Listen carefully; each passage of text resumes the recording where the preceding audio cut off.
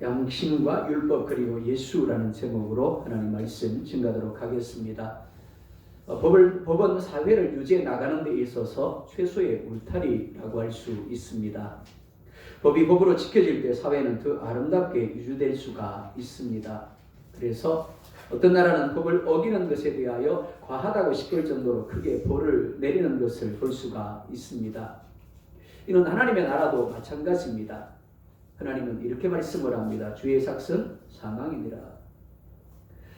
세상에서는 작은 죄와 큰 죄를 구별을 합니다. 그리고 큰 죄에 대해서는 큰 벌을 내리고 작은 죄에 대해서는 작은 벌을 내립니다. 하지만 하나님은 죄의 삭은 사망이다 라고 말씀을 합니다. 큰 죄든 작은 죄든 하나님 앞에서 그 벌은 사망이라는 것입니다. 하나님은 이 세상에 두 가지 법을 주셨습니다. 하나는 양심이라는 법이고 또 하나는 말씀이라는 법입니다. 하나님은 이 법을 통해서 사회가 유지되고 하나님의 뜻이 이루어지기를 원하셨습니다. 그러니까 이 법을 거스리고 불순종하게 될 때 당연히 벌을 받을 수밖에 없습니다. 즉 사망에 이를 수밖에 없습니다. 하지만 법을 알고 짓는 죄와 모르고 짓는 죄는 그 벌 역시 다를 수밖에 없습니다. 즉 양심의 법만 가진 자와 양심의 법과 말씀의 법을 모두 가진 자의 죄가 같지 않다라는 겁니다. 하지만 그 법은 우리로 하여금 스스로의 능력으로 온전히 지킬 수 없음을 깨닫게 합니다. 그리고 이를 통하여 예수님이 우리를 대신하여 희생하신 십자가를 바라보게 하고 자기 자신을 부인하게 합니다. 우리는 마지막 날에 하나님 앞에 서게 될 겁니다. 그런데 하나님 앞에 섰을 때 우리가 얼마나 도덕적으로 그리고 율법적으로 착하게 살았는가 그렇지 못했는가에 대하여 판단을 받지 않습니다. 예수 그리스도에 대한 우리의 생각, 예수 그리스도에 대한 우리의 감정, 예수님에 대한 우리의 말, 우리의 행위, 우리의 태도에 대하여 판단을 받게 될 것입니다. 그 예수님을 믿었는지 믿지 않았는지 그리고 예수님의 말씀에 복종했는지 아니했는지를 판단받게 될 것입니다. 먼저 오늘 본문은 하나님이 심판하시는 표준이 무엇인가를 말씀을 합니다. 사람은 누구나 할 것 없이 죽음의 자리에 이르게 됩니다. 그리고 하나님 앞에 서게 됩니다. 그러니까 모든 인간의 종착역은 죽음이 아니라 하나님 앞입니다. 모든 사람은 자신이 살아온 것을 가지고 하나님 앞에 서게 될 것이고 판단을 받게 될 것입니다. 바르게 산 사람은 의롭다 하는 판정을 받게 될 겁니다. 반대로 그렇지 않은 사람은 불의하다라는 판정을 받게 될 것입니다. 따라서 모든 사람에게는 바르게 살아야 할 책임이 주어져 있다라고 할 수 있습니다. 그리고 한 사람의 예외도 없이 바르게 살아야 할 책임에 대하여 하나님으로부터 판단을 받게 됩니다. 그런데 여기서 우리가 먼저 짚고 넘어가야 할 것이 있습니다. 첫째, 바르게 산다는 것이 과연 무엇인가 하는 겁니다.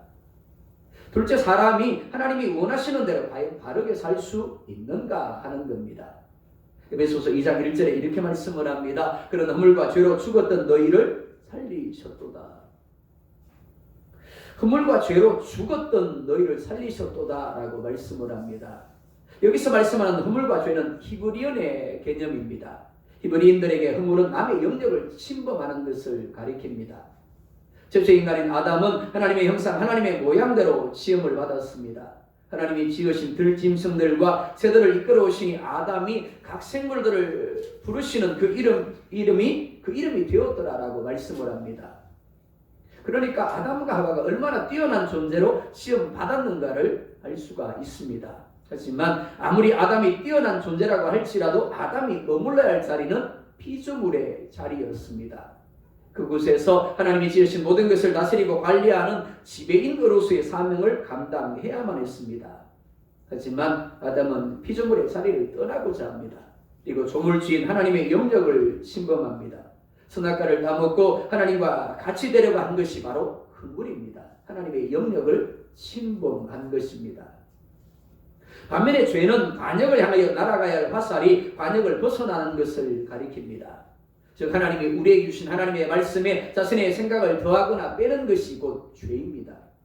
이 허물과 죄의 문제가 해결되지 아니하고서는 인간이 아무리 바르게 살려고 노력해도 결코 바르게 살 수가 없습니다.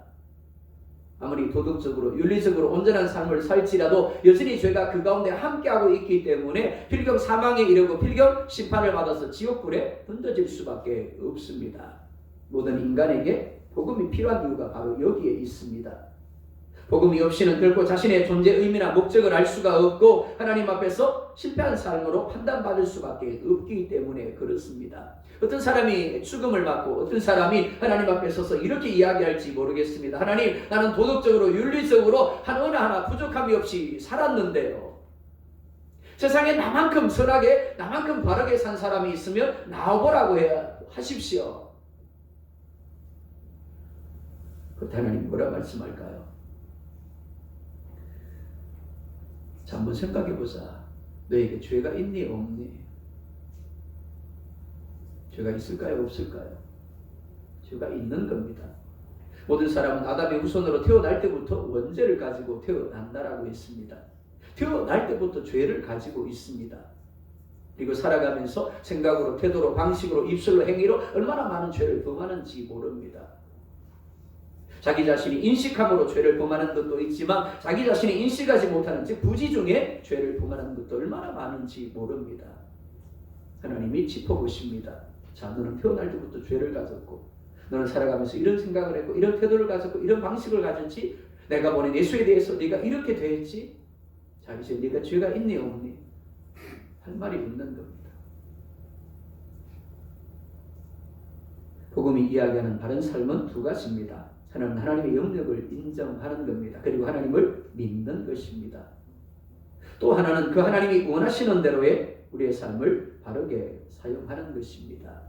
두 번째로 오늘 본문은 율법이 있는 자의 범죄와 없는 자의 범죄에 대해 말씀을 합니다. 로마서 2장 12절 13절에 이렇게 말씀을 합니다. 무릇 율법 없이 범죄한 자는 또한 율법 없이 망하고 무릇 율법이 있고 범죄한 자는 율법으로 말미암아 심판을 받으리라. 하나님 앞에서는 율법을 듣는 자가 의인이 아니요 오직 율법을 행하는 자라야 의롭다 하심을 얻으리니. 모든 사람은 하나님 앞에서 판단을 받습니다. 그리고 하나님이 판단하시는 기준은 행함입니다.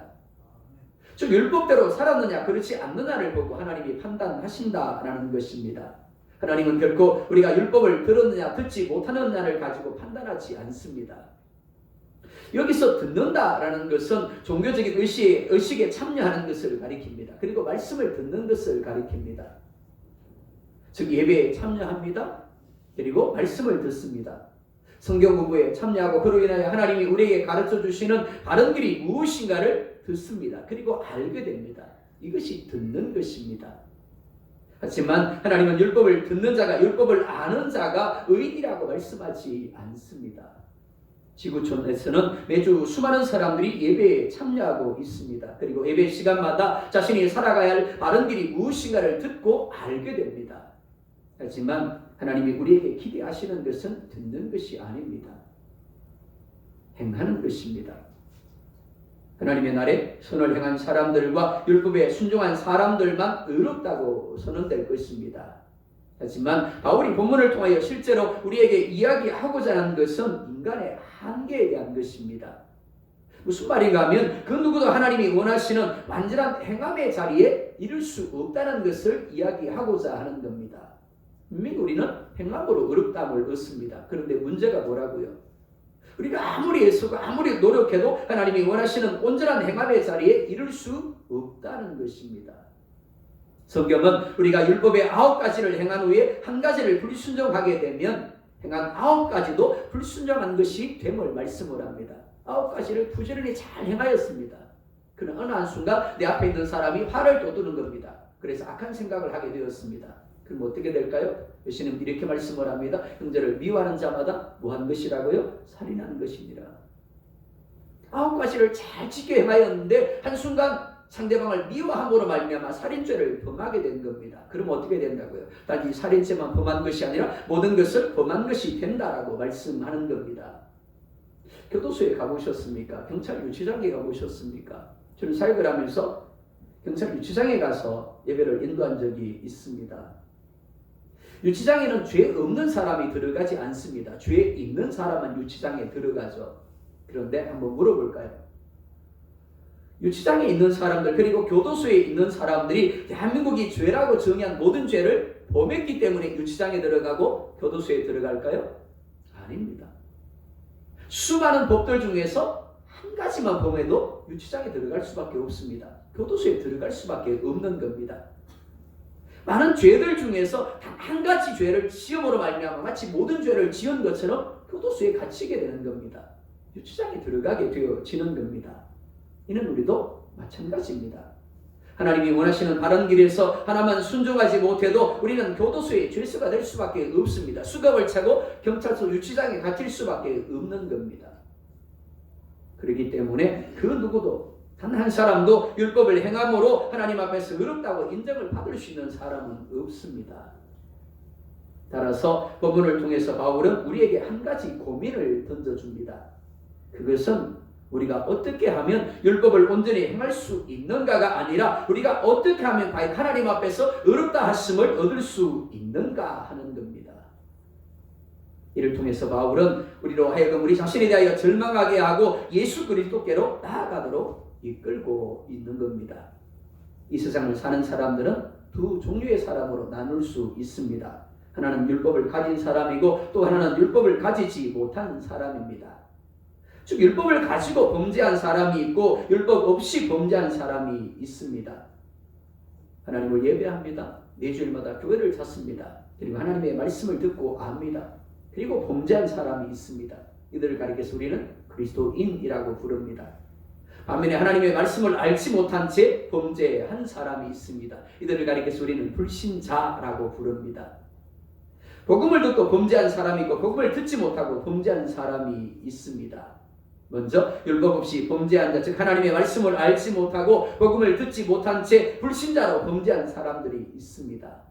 로마서 2장 14절 15절에 이렇게 말씀을 합니다. 함께 볼까요? 시작. 율법 없는 이방인이 혼성으로 율법의 일을 행할 때에는 이 사람은 율법이 없어도 자기가 자기에게 율법이 되나니 이런 이들은 그 양심이 증거가 되어 그 생각들이 서로 혹은 고발하며 혹은 변명하여 그 마음에 새긴 율법의 행위를 나타내느니라.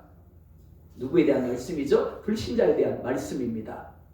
그리고 이방에 대한 말씀입니다. 혹은 율법이 주어지기 전에 시대에 살았던 사람들에게 주시는 말씀이라고 할 수 있습니다.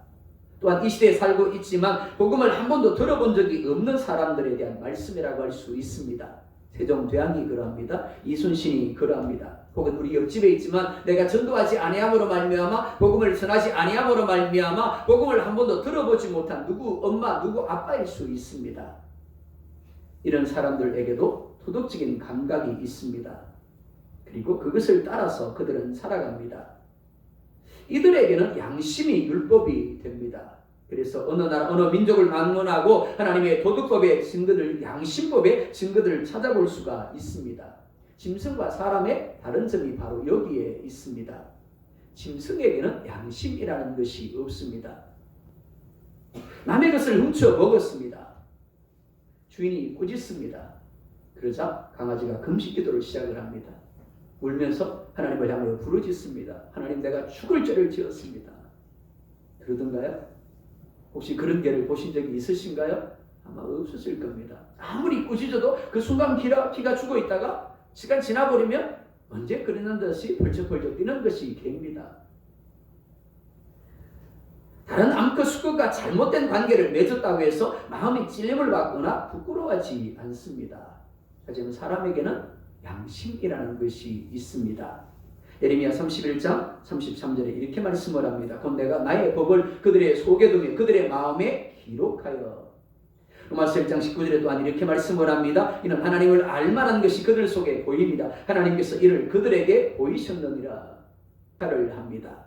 즉 사람이 마땅히 행할 것과 하지 말아야 할 것을 가르쳐 줍니다. 그러니까 모든 불신자들은 자신이 얼마나 양심의 가르침에 대하여 충실하게 살았는가에 대하여 심판을 받게 될 것입니다. 여기서 우리가 짚고 넘어가야 할 것이 있습니다. 자, 그렇다면 양심이 가르쳐주고 그 양심에 대하여 얼마나 충실하게 살았는가에 대하여 심판을 받는다라면 양심이 과연 어느 정도로 그러한 기능을 우리 가운데 할 수 있는가 하는 겁니다. 양심이 과연 하나님을 가르쳐 줄 수 있겠습니까? 양심이 우리를 구원에 이르게 할 수 있겠습니까? 아닙니다. 그럴 수 없습니다. 양심은 단지 우리로 하여금 바른 길과 그렇지 않은 길을 가르쳐 줄 뿐입니다. 즉 도덕적으로 죄 짓는 일을 어느 정도 막는 역할을 할 뿐인 겁니다. 그 밖의 사람들은 나름대로 양심을 따라 바르게 살려고 노력을 합니다. 하지만 양심은 막연한 길을 가르쳐 줄 뿐입니다. 즉 구체적으로 하나님이나 예수님 등 구원의 진리를 가르쳐 주지 않습니다. 그러다 보니까 어디로 간다고요? 바르게 살려고 하면서도 후처를 향하여 나아갑니다. 오래된 바위나 오래된 나무에게 가서 절을 하며 섬깁니다. 그리고 귀신을 섬기죠. 그리고 수양을 통하여 돌을 닦는 자리로 나아가기도 합니다. 그들의 양심이 한계다라는 겁니다. 아담의 타락 이후에 모든 인류는 첫째 양심이 죄에 오염되었습니다. 둘째 오염된 양심이 제시하는 선과 악의 기준조차 온전히 지킬 만한 능력이 사람에게는 없습니다. 그래서 근본적인 죄의 문제는 해결하지 못한 채 엉뚱한 곳을 자꾸만 헤매는 것입니다. 따라서 양심은 우리가 죄인이라는 사실을 가르쳐주고 바깥으로부터의 구원자가 필요하다는 사실을 가르쳐주는 기능만 할 뿐입니다. 구원으로 인도하지는 못하는 겁니다. 마치 율법이 죄를 깨닫게 하기는 하지만 구원에 이르게 하지 못하는 것과 같습니다.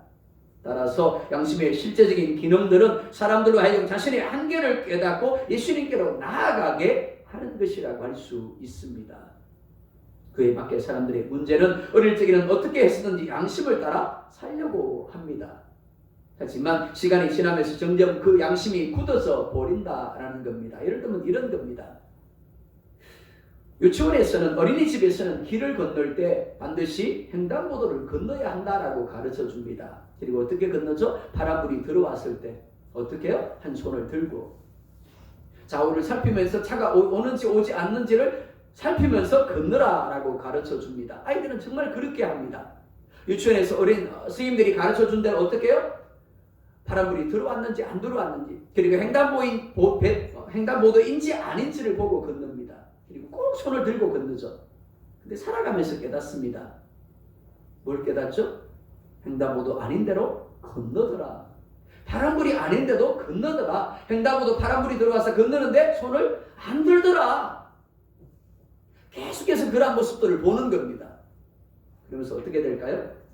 따라하는 겁니다. 횡단보도 아닌 대로 건넙니다. 파란불이 아닌데도 건넙니다. 손을 안 들고 그냥 건너는 겁니다. 그러면서 어떻게 된다고요? 양심이 주는 소리들을 점점 더 외면하다 보니까 결국에는 어떻게 해요? 그 양심이 결국에는 굳어지게 되어 버리는 겁니다.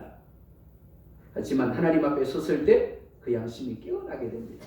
그리고 고발을 하게 되어지는 겁니다. 그러니까 아주 작은 죄라도 민감하게 반응하는 양심을 가진 사람이 복된 것입니다.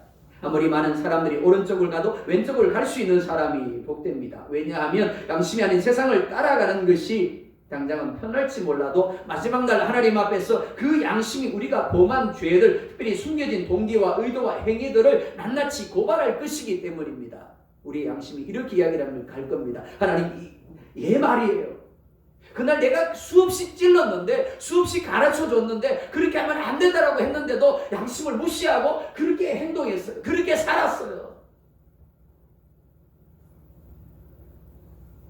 하지만 그리스도 예수를 주로 인정하며 그리스도를 자기 의로 삼은 사람에게는 그 의미가 다릅니다. 16절에 이렇게 말씀을 합니다. 곧 나의 복음에 이른 바와 같이 하나님이 예수 그리스도로 말미암아 사람들의 은밀한 것을 심판하시는 그날이라. 두 번째로 율법이 있고 범죄한 자가 있습니다. 즉 복음을 알고 말씀을 알고 범죄한 자가 있습니다. 구약의 율법들은 인간들이 가야 할 바른 길을 가르쳐주는 안내서입니다. 어떤 길이 바른 길이고 어떤 길이 바르지 않은가를 구체적으로 가르쳐 줍니다. 그러니까 유대인들은 세상 사람들이 갖지 못한 가장 필요한 가장 중요한 안내서를 가지고 있었던 것입니다. 이는 그리스도인들도 마찬가지입니다. 그리스도인들은 완성된 66권의 삶의 안내서를 가지고 있습니다. 따라서 어떤 면에서는 유대인들보다 더 나은 안내서를 가지고 있는 존재가 그리스도인들이라고 할 수 있습니다. 근데 문제가 뭐라고요? 하나님이 율법을 이스라엘 백성들에게 주셨는데 유대인들은 그 율법을 그 안내서를 따르지 않았다라는 겁니다. 율법이 안내는 대로 가지 않았습니다. 율법이 안내는 대로 살지 않았습니다. 분명히 유대인들은 율법이 자신들을 바른 길로 인도한다고 믿었습니다. 하지만 단지 머리로만 믿었지 그 믿음이 가슴으로 내려오지 못했습니다. 그리고 손과 발을 움직이지 못했습니다. 머리는 동의합니다. 고개를 끄덕입니다. 근데 어떻다고요? 손으로 남의 것을 도둑질하는 겁니다. 발로 가지 말아야 할 곳을 가고 있는 겁니다. 유대인들은 자신들이 율법을 잘 아는 것을 자랑했습니다. 그러니까 알고 있으니까 당연히 바르게 살 수 있다라고 또한 여겼습니다. 즉 아는 것을 믿음으로 여겼습니다. 하지만 행하지는 않았습니다. 이 시대 그리스도인들도 다르지 않습니다. 구원의 진리나 성경에 대해서 너무 잘 압니다. 하지만 야고보서 2장 14절에 17절에 보면 이렇게 말씀을 합니다. 네, 형제들아, 만일 사람이 믿음이 있노라고 행함이 없으면 무슨 유익이 있으리요? 그 믿음이 능히 자기를 구원하겠느냐? 만일 형제나 자매가 헐벗고 일용할 양식이 없는데 너희 중에 누구든지 그에게 이르되 평안히 가라, 덥게 하라, 배부르게 하라 하며 그 몸에 쓸 것을 주지 아니하면 무슨 유익이 있으리요? 이와 같이 행함이 없는 믿음은 그 자체가 죽은 것이니라. 이렇게 말씀을 하죠. 이와 같이 행함이 없는 믿음은 그 자체가 죽은 것이니라. 이와 같이 행함이 없는 알면 그 자체가 죽은 것이니라. 형제가 자매가 헐벗고 일용할 양식이 없는 것을 보았습니다. 그리고 생각합니다. 아, 저 사람에게 도움이 필요하구나. 그리고 더 나아가 도와주어야 하겠다라는 말까지 합니다. 많은 사람들이 착각하는 것이 무엇인가 하면 이런 인식을, 이런 말을 믿음으로 생각한다는 겁니다. 내가 무슨 생각을 하는 것을 믿음으로 여깁니다. 내가 무슨 말을 하는 것을 믿음으로 여깁니다. 원문적으로 보면 틀린 말은 아닙니다. 로마서 10장에서 믿음은 들음으로 라고 할 때 그 믿음은 우리 머릿속에 만들어지는 이미지입니다. 명사입니다. 근데 명사로 머물러 버리면 우리에게 유익이 없는 겁니다. 신약 성경에서 믿음은 두 가지 동사입니다. 두 가지 단어를 씁니다. 하나는 명사고 하나는 동사예요. 말씀이 우리 안에 들어오면서 그림이 그려집니다. 믿음이 만들어지죠. 그것을 아는 것이라고 우리는 표현을 합니다. 근데 그 아는 것에서 그쳐버리면 안 되고 뭐가 돼야 된다고요? 동사가 되어야 하는 겁니다. 행위가 되어져야 하는 겁니다. 열매가 맺혀져야 하는 겁니다. 그래서 행함이 없는 믿음은 죽은 것이다 라고 말씀을 하고 있는 겁니다. 감동이나 인식이 머리나 입에 머물지 아니하고 가슴을 뜨겁게 할 수 있어야 되고 행동을 만들어낼 수 있어야 하는 겁니다. 그 행동이 우리를 구원한다는 것입니다. 하지만 이러한 행동은 단순히 우리가 고민을 한다고 해서 우리가 노력을 한다고 되어지는 것은 결코 아닙니다. 맞아. 믿음은 행하는 거야. 내가 이제부터 행하여야지. 한번 물어볼까요? 맞아. 새벽 기도가 참 좋은 거지. 예수님이 새벽 미명을 깨우며 기도하셨지. 그러니까 나도 새벽을 깨우며 하나님 전에 나와서 기도해야지. 결단했어요. 내가 입으로 또 고백을 했습니다. 근데 어떤가요? 분명히 내가 알람을 맞춰놨어요. 근데 눈을 떴더니 7시야. 그런 적이 있으신가요? 없으신가요? 아마 있으실 겁니다.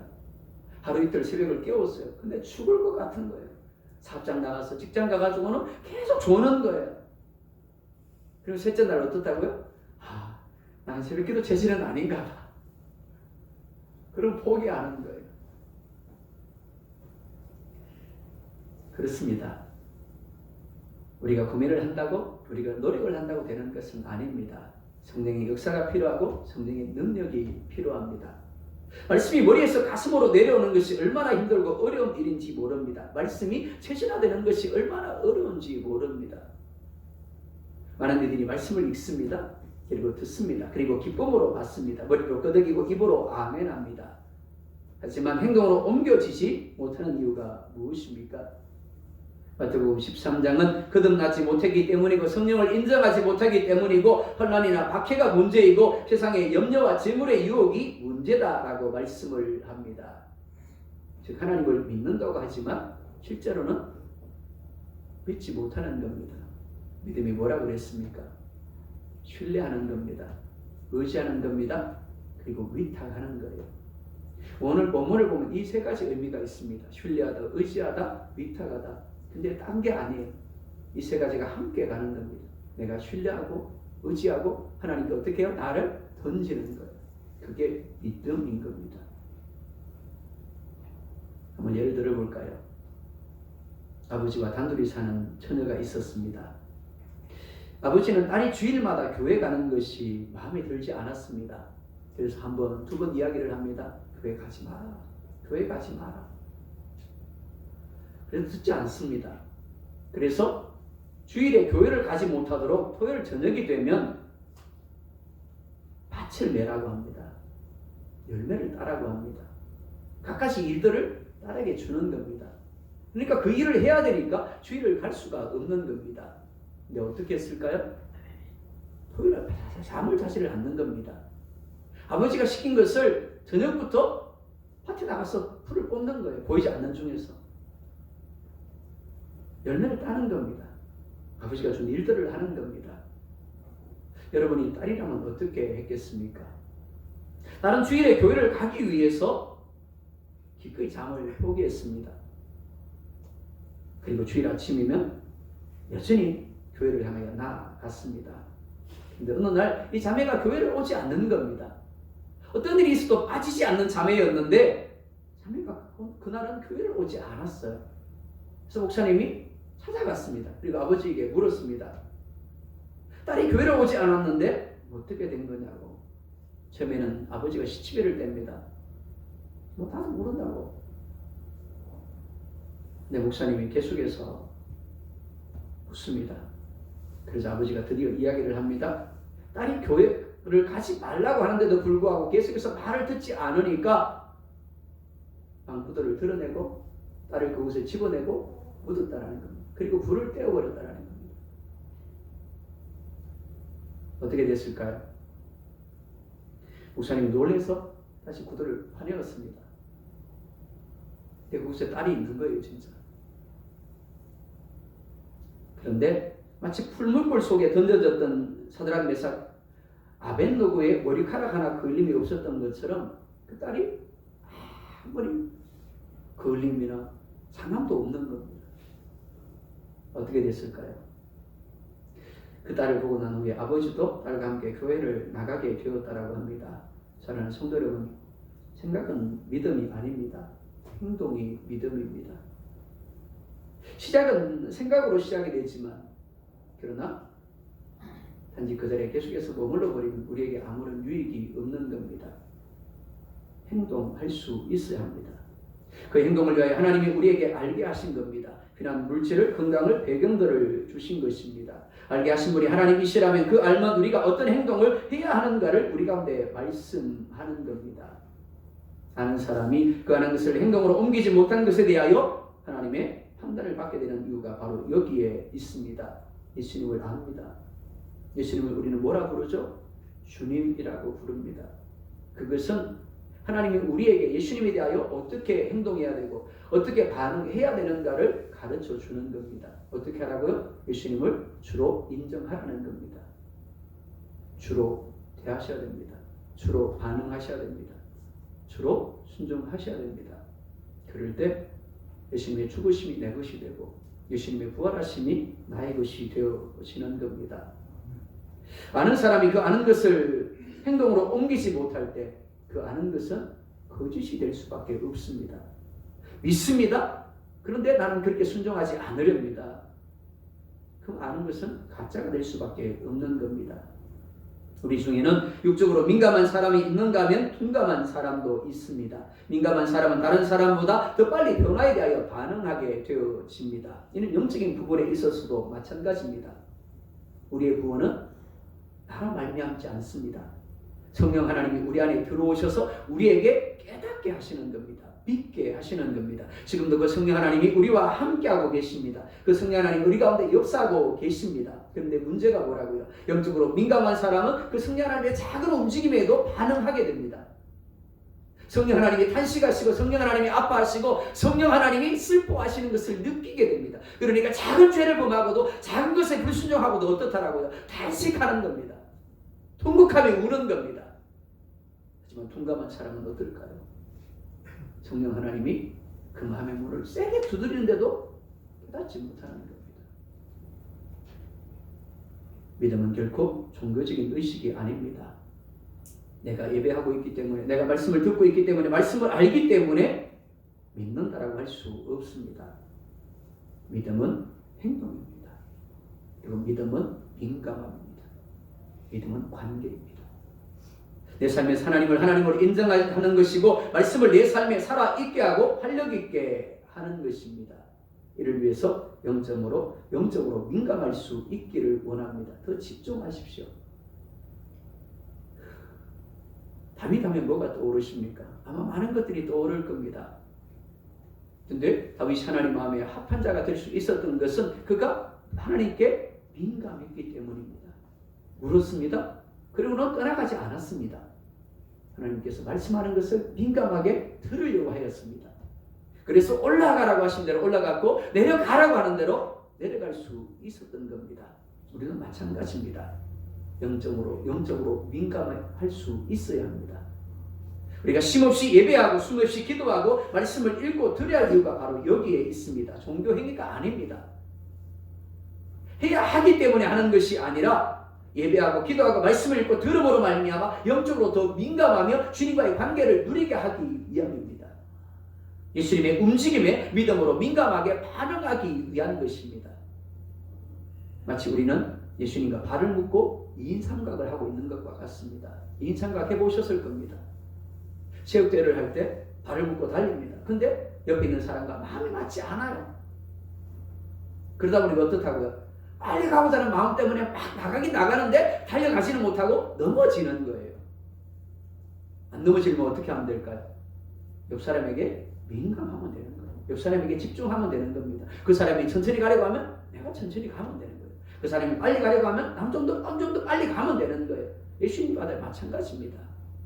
예수님이 보는 것을 볼 수 있어야 되고 예수님이 가려고 하는 것을 갈 수 있어야 되고 예수님이 하려고 하는 것을 할 수 있어야 하는 겁니다. 근데 그렇게 하기 위해서 어떻게 해야 된다고요? 범사에 예수님을 의식할 수 있어야 합니다.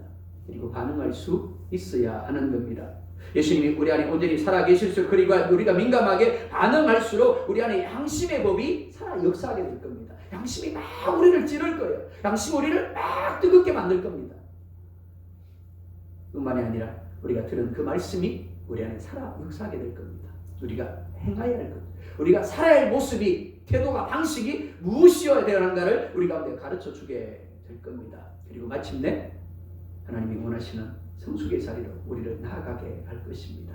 그런 여러분이 될 수 있기를 예수님의 이름으로 축복합니다. 기도하겠습니다. 우리 두 가지만 함께 기도하겠습니다. 첫 번째, 하나님의 영역을 하나님 인정하게 하여 주십시오. 그리고 하나님을 신뢰하며 의지하며 맡기게 하여 주십시오. 하나님이 원하시는 대로 우리의 삶을 바르게 사용하게 하여 주십시오라고 기도하겠습니다. 두 번째, 하나님 예배와 기도와 말씀 묵상이 종교 행위가 아니라 주님과의 관계를 누리기 위한 영적인 민감함을 유지하기 위한 것이 되게 해달라고. 그래서 나의 양심이 살아있고 내 안에 들려진 말씀이 살아있어서 나의 믿음이 단순히 생각 속에 머무는 믿음이 아니라 삶 가운데 행함으로 나타나는 믿음이 되게 해달라고. 우리 그렇게 한번 기도하겠습니다. 함께 기도하겠습니다. 살아계시는 아버지 하나님, 우리 가운데 역사하시는 아버지 하나님, 우리를 더 풍성한 자리로 이끌어가기를 원하시는 아버지 하나님, 우리 가운데 부족함이 없게 하기를 원하시는 아버지 하나님, 관계 충만함을 우리 가운데 누리게 하기를 원하시는 아버지 하나님, 아버지 하나님 기도합니다. 하나님의 영역을 인정하게 하여 주십시오. 하나님을 믿느라고 하면서도 하나님의 영역을 인정하지 못하고 아담과 같이 아버지 하나님 계속해서 하나님의 영역을 침범하고 있지는 아니합니까? 하나님을 믿는다고 하면서도 신뢰하지 못하며 의지하지 못하며 맡기지 못하는 자리에 하나님 머물고 있지는 아니합니까? 아버지 하나님, 하나님이 원하시는 대의 삶이 아니라 내가 원하는 대로 아버지 하나님 삶을 살고 있지는 아니합니까? 과연 아버지 하나님 앞에 섰을 때 하나님이 원하시는 것, 하나님의 뜻대로 하나님이 우리의 삶이 바르게 사용되었음을 인정받을 수 있도록 우리를 강구하여 주시기를 원하고 원합니다.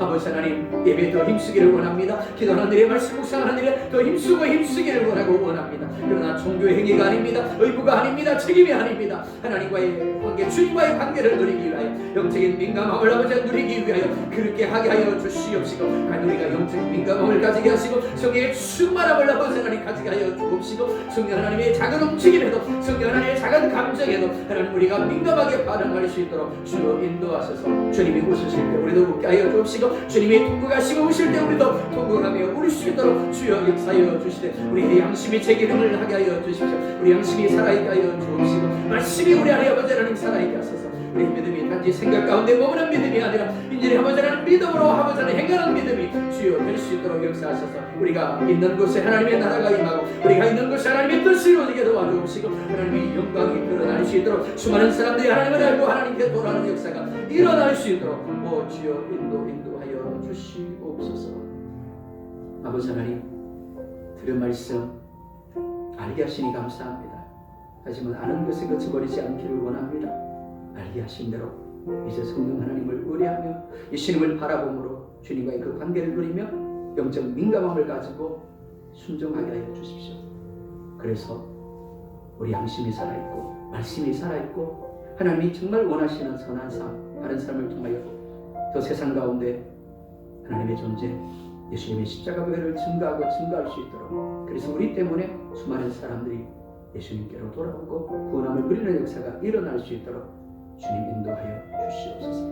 우리 주님 예수님의 이름으로 기도드리옵나이다. 아멘.